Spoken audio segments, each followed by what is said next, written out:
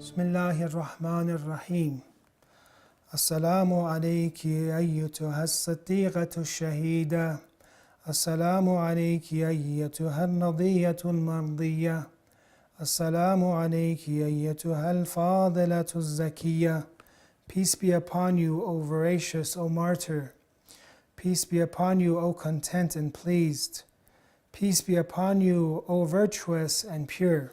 These are the days of Fatimiyye. They are days that Sayyida Fatimah salamullah alayha is known to have been martyred, according to the narrations, either 75 days, or some narrations 95 days after the passing away of the Prophet of Islam sallallahu alayhi wa sallam. When we look at Fatimiyye, it is important for us to know that, first of all, her shahadat and her martyrdom is recorded in different books of narration, books of history. One of the narrations that I'd like to present is this narration in Al-Kafi. When you look at the Asnad, you see Muhammad ibn Yahya al-Attar, thiqa, a reliable narrator. An Amraki ibn Ali, again, thiqa, a reliable narrator.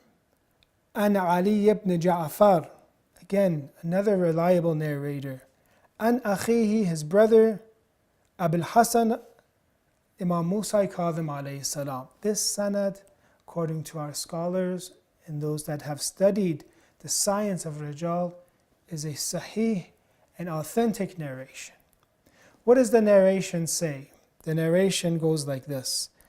Inna Fatimata Sadiqatun Shahida. Verily, Fatima is veracious, is very honest, and is a martyr. So this narration, this sahih narration, Al-Kafi, proves to us the oppression and the martyrdom of Sayyedah Fatimah. Not only this narration, one of the historians, he went through the different books and he went and divided them into categories, the sources that we can use to prove that Sayyedah Fatimah was madloom, that she was oppressed, that she was shaheed.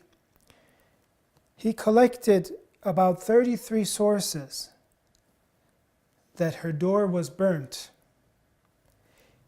He collected 64 sources that she was hit, 24 sources that her ribs were broken, 2 sources that her eyes were injured, 34 sources that she was martyred, and 74 narration sources that her unborn child Muhsin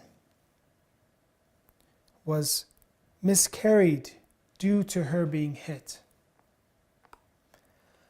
So therefore, her martyrdom and her oppression is something that is a reality and it is a fact.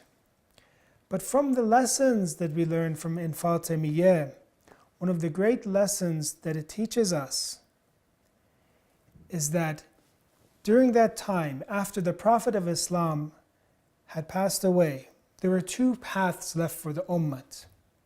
Either the path of Khalafat, the path of caliphs, which happened in Saqifa and they chose somebody, or the path of Imamat, which is the path that Allah appoints Himself, the successor of the Prophet.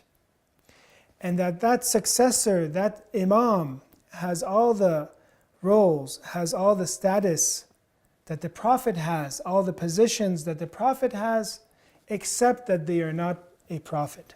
It means that they are the guide of the Muslimin, they are the Imam, the leader of the Muslimin. It means that they have knowledge of the book means that they can do tafsir and give commentary on the Quran, on the book.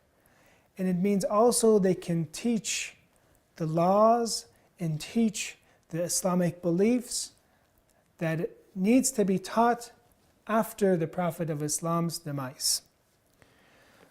Therefore, Fatimiyye and the martyrdom of Sayyida Fatimah alayhi salam, it refutes the system of Caliphate. It proves the system of Imamat. Just how Ghadir, when we think of Ghadir and we ponder upon Hadith Ghadir, when the Prophet took Imam Ali's hand and said, Man kuntu mawla fahada aliyun mawla, and said to him, whoever I have authority over, this Ali has authority over. Gives him authority. And it proves Imamat, Fatimiyye, and the martyrdom of Sayyidah Fatimah disproves Caliphate. So it is important for us, brothers and sisters, to study the life of Sayyidah Fatimah, to see and study how it happened that she became martyred. What did she say? What did she do that she became martyred? My recommendation is for all of us, especially in this time period, to study about her martyrdom and for us to be able to correct these issues, this important belief, as Imamat is one of the key and pillars of faith, to prove this for inshallah all the Muslimin. A simple argument can come out of the martyrdom of Sayyidah Fatimah, can come out of Fatimiyye and the stance that she took. The simple argument is this, is that there are three narrations that I would like to present to you, and that these three narrations are from sources like Bukhari and Muslim, that these sources are authentic according to the followers of the system of Caliphate. These are very authentic books. The argument goes like this. It says for us to be able to disprove Caliphate, our first hadith we use, it is in Bukhari. It is in the book 61, Kitab al-Manaqib. It says this, the Prophet of Islam said to Sayyidah Fatimah, said, أَمَا تَرْضَيْنَ أَن تَكُونِي سَيِّدَةَ نِسَاءِ أَهْلِ الْجَنَّةِ. Are you not satisfied that you are the chief of all the ladies of paradise? Meaning that in heaven, in paradise, when all the women meet and all the women are gathered according to their faith, according to their actions, the highest and the one that has the highest status amongst them is Sayyidah Fatimah. Therefore, it shows that whatever she did in this world, whatever actions she performed, were valid actions, were great actions, were the truth, or else she wouldn't have gotten this status. She wouldn't get this position from the Prophet of Islam. So that is the first narration, that she is the chief or the leader of the women of paradise. The second narration that we can use for this argument is وَمَنْ مَاتَ وَلَيْسَ فِي عُنُقِهِ بَيْعَةٌ مَاتَ مَيْتَةً جَاهِلِيَّةً. One who dies without having bound himself by an oath of allegiance to an amir, to a ruler, will die the death of one belonging to the days of Jahiliyyah. This narration is in Kitab al-Imara, the book of government, in the book Sahih Muslim. What is this narration trying to say? This narration is saying that the dalalat, the indication of this narration, means that if you do not do bay'at, if you do not do allegiance to the correct ruler, if you do not do allegiance to the ruler, then you will die the death of jahiliyyah, of ignorance. When we put these two narrations together, we find out that Sayedah Fatimah is the chief of the women of paradise. Therefore, she is far away from ignorance. Therefore, she must have done allegiance to the valid and rightful ruler of the time. And the third narration we put aside with the first narration, the third is from Bukhari. And it says, فَوَجَدَتْ فَاطِمَةُ عَلَى أَبِي بَكْرٍ فِي ذَلِكَ فَهَجَرَتْهُ.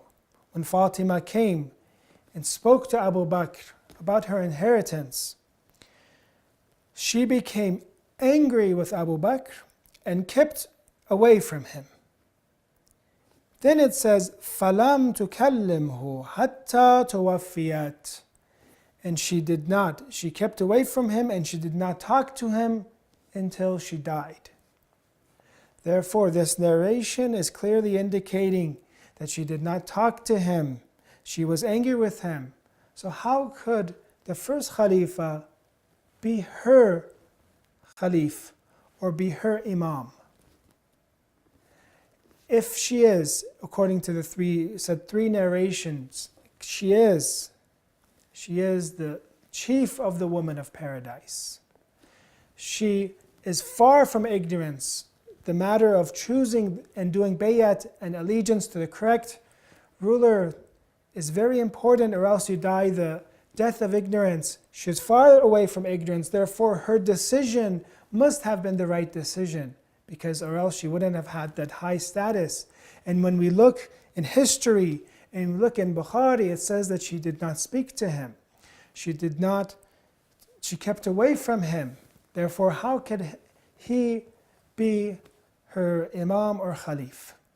Therefore, when we put these narrations together, we come to the conclusion that in a critical time, when the Ummah is being divided into these two paths, the path of Khilafat and the path of Imamat, we follow the seerah and the way that Sayyida Fatimah went, and we follow her path.